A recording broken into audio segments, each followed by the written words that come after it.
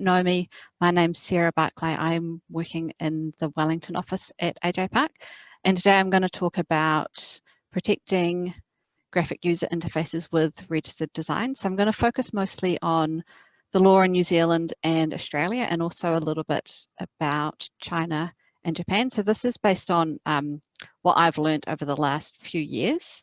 So I don't know everything, so if anyone has any questions or has any other information to share, feel free to put it in the chat.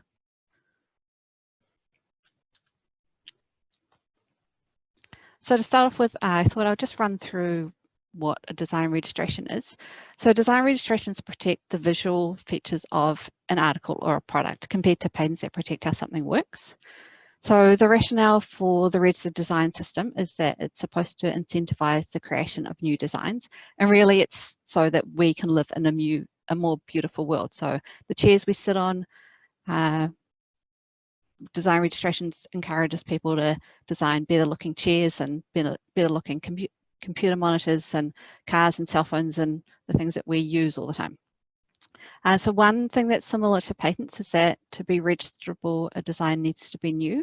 So if a design has already been out there, so either online on the internet or in use or published in some way, then it's probably not going to be registerable in most jurisdictions. So you can protect three-dimensional features with design registrations, or two-dimensional features. So three-dimensional features are usually industrial or domestic goods. And two-dimensional features, usually when we're talking about these examples that people talk about, are wallpaper and textiles. But what we're going to be talking about today is applying this two-dimensional features concept to graphic user interfaces. So you can, as the slide says, protect three-dimensional features, two-dimensional features, or a combination of both. So most of you do know what a graphic user interface is, so that's great. So, and as a lot of you will know, these can take a lot of forms. So sometimes it's on your computer, on a PC, sometimes it's on a tablet or an iPad, other times it's on a laptop or a cell phone. So what I'll do now is just go through the basics of design law in New Zealand and then how that applies to GUIs.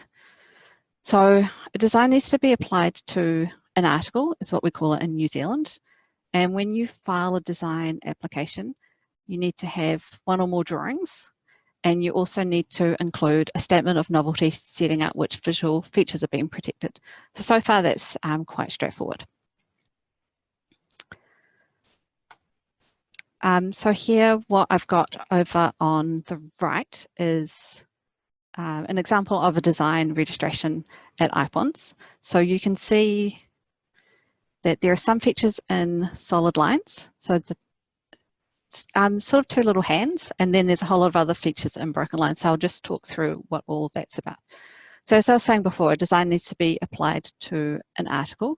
So in this situation, you would call the article an electronic device. You need to file one or more drawings. And so for this type of design application, all you really need is the front view showing the front of the electronic device with the graphic user interface. And as you can see, some of the features there are shown in broken lines and some are in solid lines. And that's tied in with the statement of novelty. So the statement of novelty will say which features are being protected. So this one, it will probably be referring to the two-dimensional features. And then it will also say that the features that are shown in broken lines are disclaimed, or they're not relevant for the purposes of novelty. So things that you need to think about when you're filing a design application for two-dimensional features. So the language we use when we're talking about designs is pattern or ornament, and that really just means two-dimensional features. So you need to think about whether color is important, whether you want to include color in the design registration. Other things to think about with design registrations for two-dimensional features, which is relevant for graphic user interfaces, is whether it includes text and numbers, because in New Zealand you need to disclaim disclaim that from the statement of novelty. And also another thing to think about is whether the three-dimensional shape is included. So looking at this picture here on the right, you can see that there's some color in there. There's the purple and the green and the sort of bright pink color, as well as the text and the numbers. And then also there's a bit of pattern involved in the purple. So yeah, back to that sort of previous example. I've got an example of a type of statement of novelty that you can file. So this statement of novelty says that the application is for a design to be applied to an electronic device. So the electronic device is the article that it's applied to. And then we say that the novelty claimed resides in the features of pattern and or ornamentation. So that means the two-dimensional features. And it's what's applied to the electronic device as shown in the representation. So one thing that this statement of novelty is missing is that it doesn't say that the features and broken lines are disclaimed. So that's something that that one should have. So this is just an example I came up with this morning. So if we move on to the next example, as I was saying before, one of the things is that you need to think about is color. So if you look over on the right, there are some icons there. So Pinterest, Facebook, YouTube. You can see that they all include color. So you need to think about when you file a design registration if the color is important. So similar to trademarks, like you could file in black and white and get the broadest protection, and that would cover the graphic user interface if it was in any color. Or if you don't think the design's that different to what's already out there, then you might include the color and also say whether you're claiming the color. So as you can see here in this example of a statement of novelty, we're saying that the color of the icon doesn't form any part of the design. We're also saying that the shape and configuration of the device doesn't form part of the design. And then also disclaiming any exclusive use to the text shown in the design. So I know normally when people give presentations, people say to turn your phones off and put them away. But if you, if everyone grabs their phone at the moment, turns it on, you'll see all sorts of icons on your phone that could be design registrations. So it's not just the icon, but all the apps when you open them, they'll have all sorts of graphic user interfaces with features that could be protectable with design registrations. So just this morning, I was just quickly scrolling through the iPhone's design register and found some examples of different graphic user interfaces that have been filed in New Zealand. So as you can see here, the one on the left, this is showing an app in use. And again, you can see like a lot of the features are in broken lines. And there's only, I think, about 3 oval features that are solid, and the rest of it is a broken line. So that will all be disclaimed. And also the three-dimensional shape of the electronic device will also be disclaimed. So the one on the right, it's an icon similar to what you would have on your phone.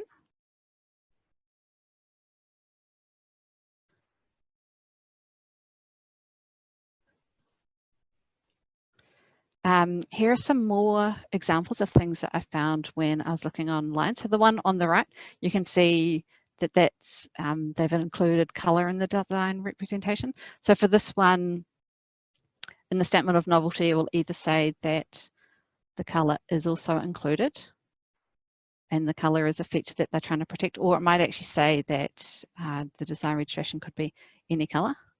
And the one on the left I thought was quite interesting because it shows a little icon, like it's a square with round corners, like what we still have on our phones. But you'll see that the cell phone that they use, it's quite an old phone. I don't know many people who have phones that look like that anymore. So I thought that was quite interesting in terms of what was filed, because now if you're filing a design registration for that icon, you'd probably show it on an electronic device that looks more like the one on the right.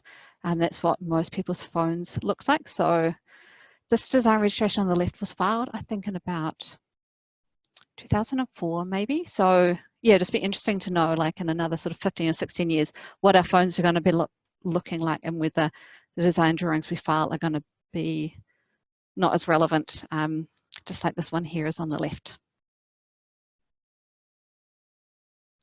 So it's pretty straightforward in New Zealand, to be honest, for a lot of the things that we can do. There's not too many limitations. So I thought I'd just tell everyone a little bit about what design law is in Australia. So in Australia, a design needs to be applied to a product. So in New Zealand, we call it an article, but in Australia, it's called a product. But it's pretty much the same thing for this sort of design registration. So in Australia, there's a two-stage registration and examination process. So what that means is that when you file a design application in Australia, it goes through a formalities examination and then is registered. So if you're looking at the design register at IP Australia, it will have a whole lot of designs that are registered. But all that means is that it's been through a formalities check and hasn't been through examination. So examination in Australia is an optional process, so something you need to request after a design has been registered. So again, that seems sort of relatively straightforward until you understand how Australia applies the law when you're trying to file a graphic user interface. So the issue in Australia is that the current view of the Australian Designs Office is that a GUI or screen display design shouldn't be protectable design registrations. And so the reason that they justify this is that they say visual features of a product must be assessed in the context of the product when it's at rest, not what it's like in use. And so what they say is that when you buy a cell phone, it's turned off and the screen's blank. You don't actually see any GUI or any icon or anything. And so they use it to justify that you shouldn't be able to get design registration for a GUI in Australia. And it's quite frustrating because there's actually no statutory basis for this distinction at all. And the other thing that makes things difficult is because of the two-stage process. You can actually get a design registered for an electronic device that has an icon shown on it, similar to what I was showing you before, because it will get through the formalities process. And the way you get through the formalities process is by the title that you use. So if you file a design registration in Australia for a graphic user interface, the formalities office will look at that and say, this is a graphic user interface, these aren't registrable in Australia, and they won't let it go through the formality step. But if you file your design application for an electronic device, and when you look at the representations, it shows the same as the first one that was for a graphic user interface. It will actually get through the formality step. So that's sort of a little bit frustrating because it really just depends on what you call it, whether it gets through or not. But in reality, if you try to get it examined, an examiner is going to look at it and realize what you're trying to do. So yeah, if you ever look at the Australian Designs database, there's probably thousands of designs filed that have been registered for electronic devices that really are protecting GUIs, even though, yeah, they're not registrable. So that's just something that's quite interesting and quite out of step with the rest of the world. So something I've sort of learned in the last few years is design law in China. So China is quite different with their design registrations. But one of the main things that they have for protecting a GUI in China is that it has to involve some sort of human-machine interaction. So this would be where it's something that if you're touching a screen and it's doing things, then that would be protectable in Australia. So one of the things that isn't allowable in China is broken lines aren't allowed in the drawings in China. So if we just go back to one of the examples earlier, so like say the one here on the left, because you can't have broken lines in China, say you filed this design registration in New Zealand and you're trying to claim priority, you'd file exactly the same design application, but then everything that's in broken lines would be in solid lines and you can't disclaim it. So you're getting quite narrow protection in China.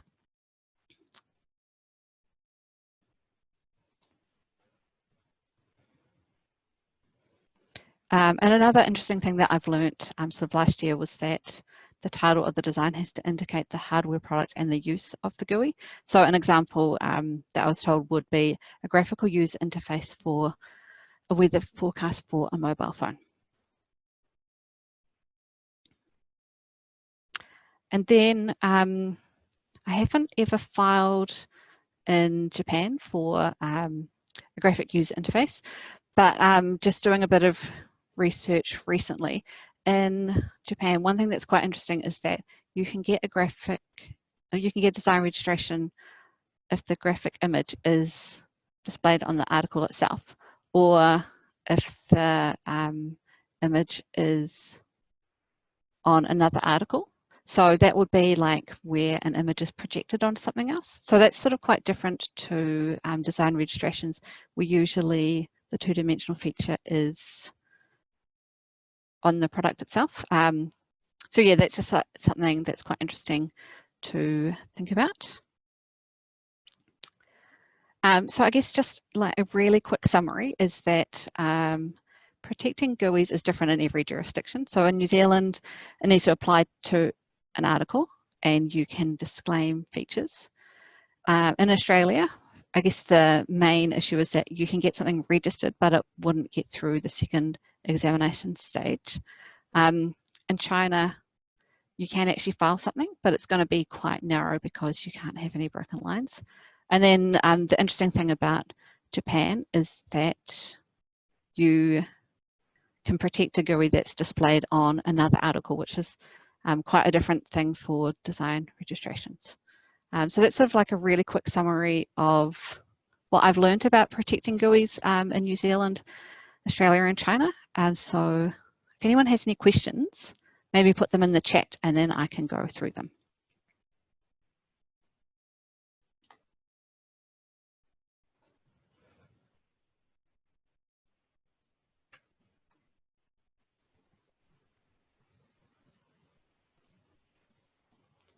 So I've got a question from Sharon, and she's asked, do you think the law in Australia will change, or is there any other way of protecting GUI? So one thing is that in Australia, the IP Australia has recently been looking at changing their design law. And so one of the questions they asked was about virtual designs, which includes GUIs, and whether they should change it so that would be protectable. And most people that put some, I think they had 19 submissions on this topic, and 17 out of 19 were pro protecting graphic user interfaces. And so IP Australia said that they reviewed everyone's submissions and were persuaded by them, but have decided not to change the law. So that's just like, it's quite frustrating because they've been thinking about it and they must know what's going on around the world, but have decided to leave the law as it is, even though most people that submitted wanted to change. So Brooke has asked, is it possible to register a set of GUIs? So yeah, that's not something I was talking about, but what Brooke is talking about is that in New Zealand, you can file a design application for a set of articles. And so you just sort of have to go through the steps and think whether a set of GUIs meets the test for that. So normally what I would do is actually file each one as a separate application. I don't think it does qualify as a set, but I'm happy to talk to you about that, Brooke, later, if that's something you want to go into the details for. And then Andy's asked a question asking what happens if you file a design with English words in China, but you can't disclaim it. So, so as an example, we filed this one here on the left. So it's got a whole lot of English writing. And then that would all be in solid lines, so quite sort of narrow specific protection. And so what you'd normally think is that it would have to have the English words there to infringe, but from what I've learnt in China, it doesn't matter what language it's in. So in China, that's probably going to be translated into Chinese characters, and it would still actually be covered, even though we've shown it in English and in solid lines in the design drawing in China, which I think is quite interesting. So yeah, I've gone through everyone's questions. Oh, I've got a question from Jamie. So Jamie's asked that he assumes GUIs have a lot of crossover with copyright. So in theory, should we suggest new GUIs for our clients' creative websites to be registered as designs, or for websites do you think it's sufficient to rely on copyright in the artistic works? So I guess this is one of those things, just thinking about the differences between registered designs and copyright. So definitely you'd have copyright automatically in the artistic works. And then like one of the benefits of design registrations is that you don't have to prove that somebody has copied what you've done. So someone independently coming up with the same GUI as what you've done, it would infringe your design registration. So I think it's always worth having a chat to clients about whether they want to actively protect what they're doing or just rely on copyright. So yeah, that's a good question and something that comes up a lot when people are talking about the theory of GUIs, because there are a lot of other people who actually think they shouldn't be protected because there's copyright as well, and really you're just getting lots of protection. So that's a good question. Thanks, Jamie. I think that's it for now. If anyone has any questions, you guys know how to get in touch with me, so I'll leave it there. Thanks.